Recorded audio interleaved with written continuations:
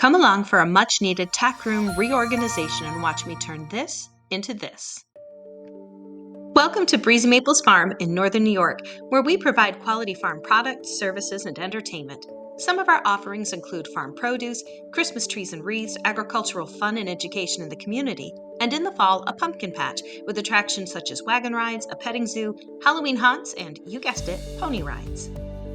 It has been over a year since there has been a good tidying of the tack room, and with the busy season coming up, now is the perfect time for a cleaning. So this is the current tack room. You can see it needs some serious attention. The problems here have been building up over time. There isn't a good storage system, there is limited floor space, some of the equipment we no longer use, and there is stuff that doesn't even belong in this room. Let's talk about a few things before we get started. Breezy Maples is not a riding or a show stable, and there are no boarding horses here. During the quiet season, our own family works with the horses and about 2 to 4 lesson youth that ride on a regular basis. So while our tack room represents a significant element in our business, there are many tack rooms in the world that are fancier than ours.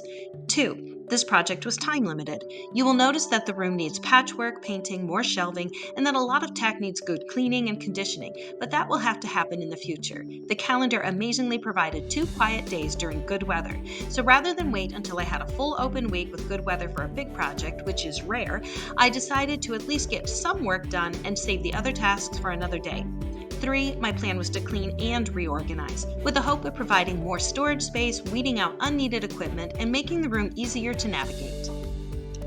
The first part of the project is to empty all of the stuff out of the room, my least favorite part but absolutely essential.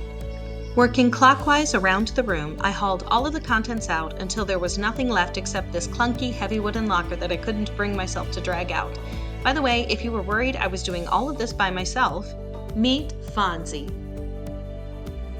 After everything was out, I hosed down the shelving and storage racks, then left them in the sun to dry.